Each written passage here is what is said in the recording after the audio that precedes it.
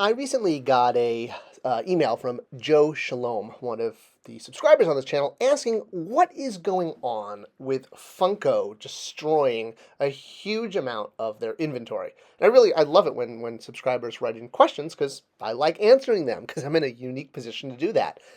And while a lot of channels have just been reporting on the fact that Funko has been destroying a huge amount of merchandise, almost $30 million worth, the question that I want to address and that I think Joe is answering, or asking, excuse me, was why is this?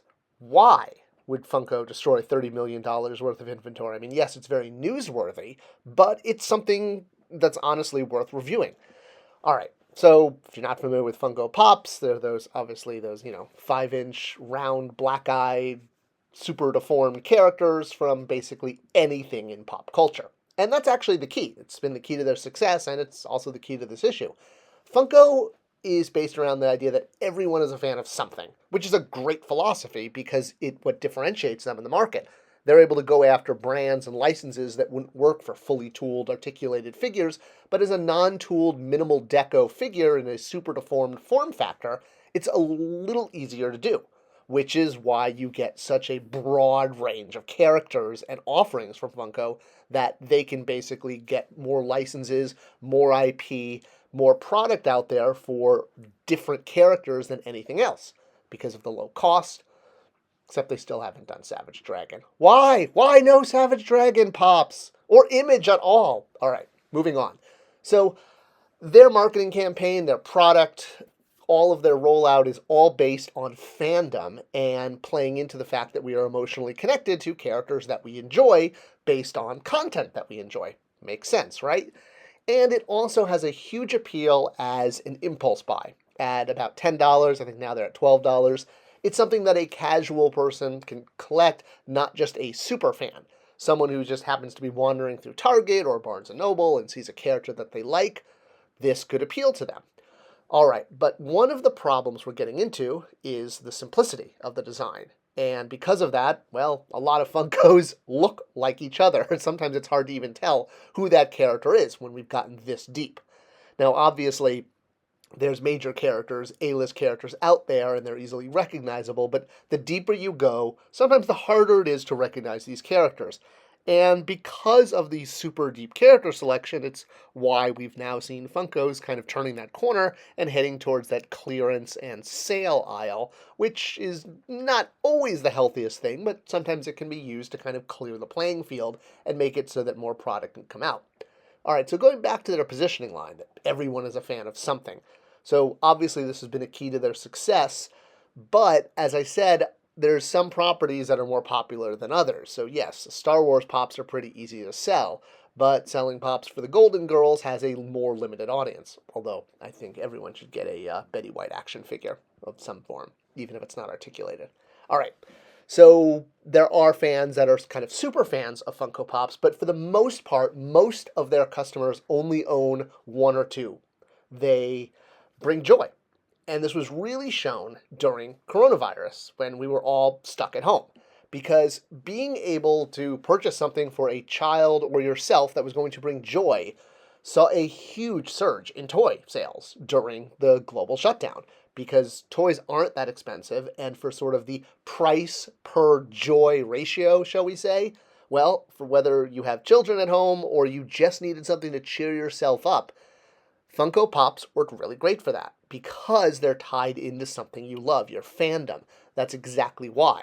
So with toy sales going up, Funko Pop sales also went up during the pandemic, and again, especially because they appeal directly to fandoms, to your emotional connection. A regular action figure could just be something to play with. A Funko Pop shows a status symbol. I like this IP. It's a trophy. It's putting bam, right there on the table, making a definitive statement that I like this thing, this content, this IP, this character. And at a low price point, it satisfies that and gives you that emotional joy. All right, so we were dealing with all this anxiety from being stuck at home, and toys are absolutely a way of dealing with anxiety and bringing joy. I should say toys and collectibles. And whether it's for a child or an adult, it can have the same emotionally positive effect. So now that we are out of the global pandemic, or at least, most of us are, and respect those who still want to wear masks, that's fine. But for the most part, that whole social distancing thing is over. And toys don't need to be social distanced. You can keep them as close to you as you want. And toys are the best example of a consumer product that is a friend and creates human connection versus, a block of wood or a cereal box, if you will. And now that we can actually get human connections again, well, we don't necessarily have to be using our action figures and our collectibles as our source of emotional connection. But during the pandemic, they sure were. And now that we're out of the pandemic, that's exactly why Funko is looking at a huge warehouse full of $30 million worth of unsold inventory. Production was done at a time when Funkos and all toy sales were selling gangbusters because of the emotional toll the pandemic was taking.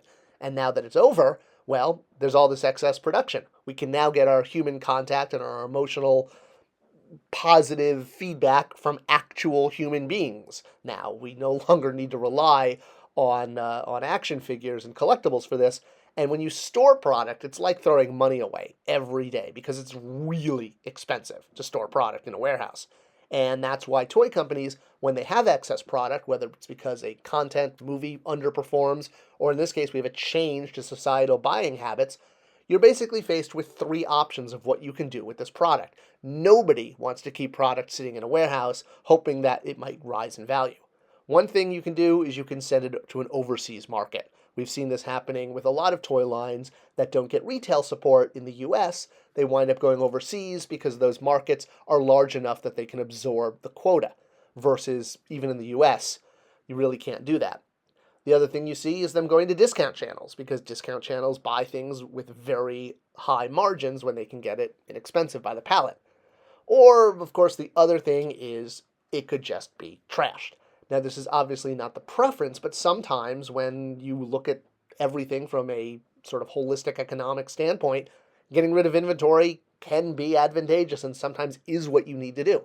It's not the most preferred, but sometimes in order for the long-term marketability of the brand and brand health, you need to kind of, take a bullet.